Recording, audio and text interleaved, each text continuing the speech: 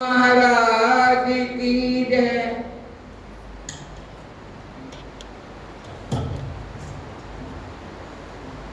श्री गुरु महाराज की जय। तो अपने अपने ध्यान को श्री महाराज जी के चरणों में लगाते हुए एकाग्र कर लें।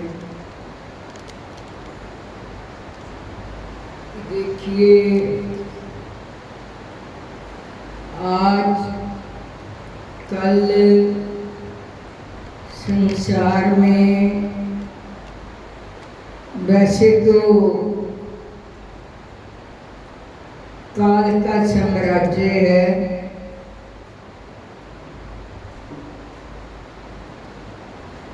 जिसका हमें पता नहीं चलता। काल बिन समय भी होता है।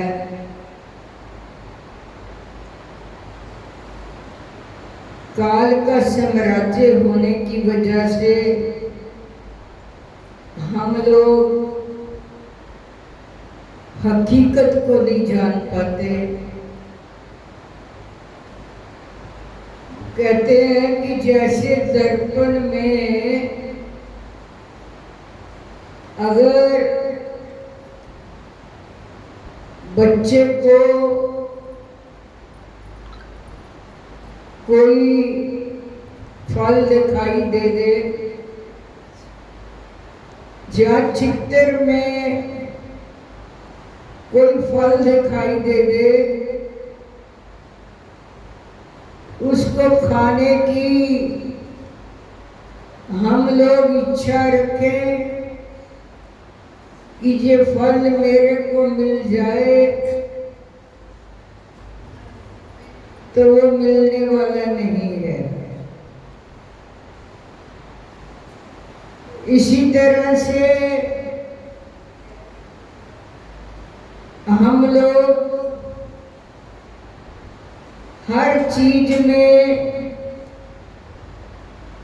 सुख की तलाश करते हैं,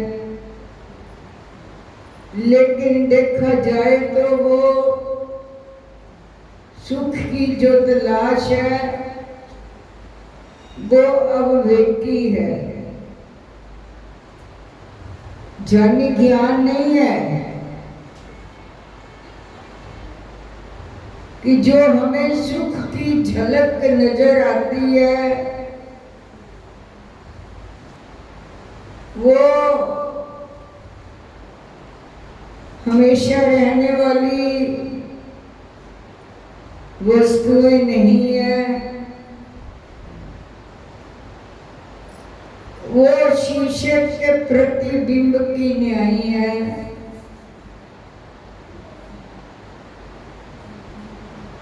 सपना टूट जाए तो सब समापन बचाता है। ये भी एक सपने की तरह है। जब सपना टूट जाता है सब समाप्त हो जाता है।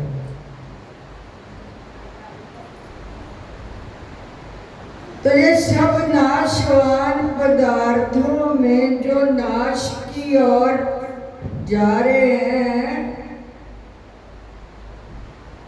उनमें सुख की झलक जीव देखता है कि मेरे को सुख मिल जाएगा, लेकिन वो मिलने वाला नहीं है। इस तुच्छ मनुष्य को जो कुछ सुख की आशा है उसको काल ऐसे काट डालता है जिस प्रकार बड़े भारी सागर को बड़बानल ग्रास बना लेता है। ये काल सब जगत का भक्षण करने वाला अनंत रूप है। काल का अनंत रूप है, सबको खाने वाला है। इसके उदर में चराचर जीव मात्र स्थित है। जो जो पदार्थ रमणीय हैं और सुमेरु पर्वत के समान भारी है, उनको बीजे काल ऐसे निगल जाता है जैसे गरुड़ जी सर्प को निगल जाते हैं। काल हाथी के समान पराक्रमी है। अभिमानी के फूले हुए मनुष्य के मन रूपी महावत में निवास करता है।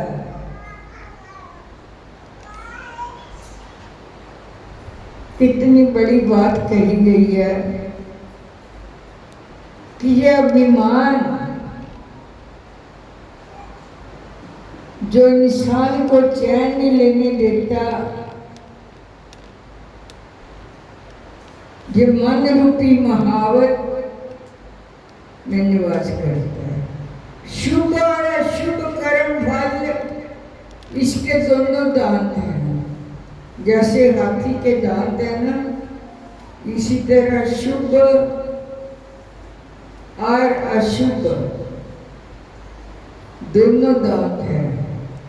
प्राण रूपी पत्तों को वह काल हस्ती अपने दोनों दांतों से नष्ट करता है।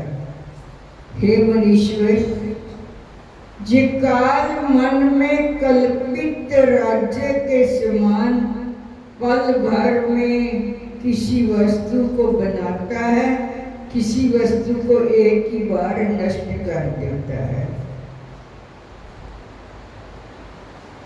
क्योंकि मन में जो भी विचार होते हैं वो कल्पित होते हैं, अपने बनाए हुए होते हैं और कब टूट जाए कुछ पता नहीं चलता। और पल भर में किसी वस्तु को बनाता है और किसी वस्तु को एक ही बार में नष्ट कर देता है। कौन कर देता है? मन का कल्पित विचार, संकल्प, विकल्प एक बार उठता है ना, चलो भजन कर ले,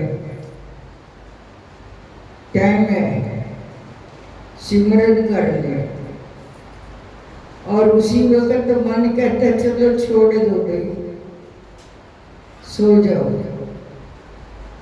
क्या फर्क पड़ता है, कल को कर लेंगे। उसी वक्त मन जो है विचार को खत्म कर देता है और किसी वस्तु को एक ही बार में नष्ट कर देता है। ये काल संपूर्ण प्राणियों से भी बलवान है। काल बड़ा कराल है। हे मनुष्य, जब इस संसार में काल आदि के ऐसे क्रूर कर्म हैं, तो फिर आप ही बताएं कि मेरे समान मनुष्य इस में कैसे विश्वास करे।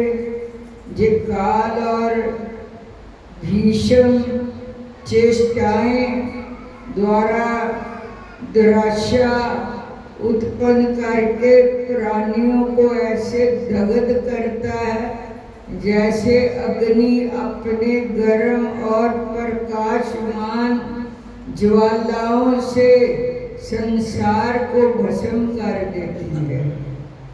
सर्प जिस प्रकार वायु का भक्षण करता है, उसी प्रकार जो क्रूर हृदय काल प्राणियों के तरन शरीरों को वृद्ध कर भक्षण कर लेता है, वृद्ध कर देता है।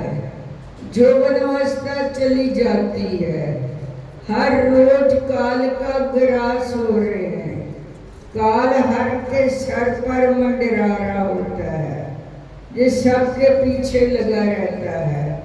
तो क्या अब मूर्ख मनुष्य जिनको भोगों का स्थान समझते हैं, वे सब के सब अति दारुण दुख का मूल है। इंसान को मूर्ख कहा गया है कि तेरे जैसा मूर्ख नहीं मैंने देखा। जिन भोगों को तू अपने भीतर स्थान देता है वे सब के सब अति दारुण दुख देने वाले हैं। जितने भी भोग हैं उनका रिजल्ट जो है वो दुख ही दुख है, सुख नहीं है। तो क्या आयु अत्यंत चंचल है, मृत्यु अत्यंत कठोर है, युवावस्था चिरस्थायी है, बालकाल अज्ञान से ही भरा पड़ा है। ये संसार विषय की चिंता से कलंकित है।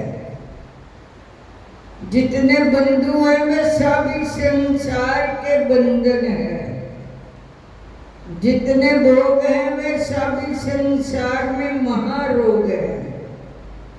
कितनी बड़ी बात कह दी कि जितने भी संसार में भोग हैं वो महारोग है। उनका रिजल्ट भी एक रोग की तरह हो जाता है और तृष्णा केवल मृग तृष्णा के समान है। बोलो श्री गुरु महाराज की जय।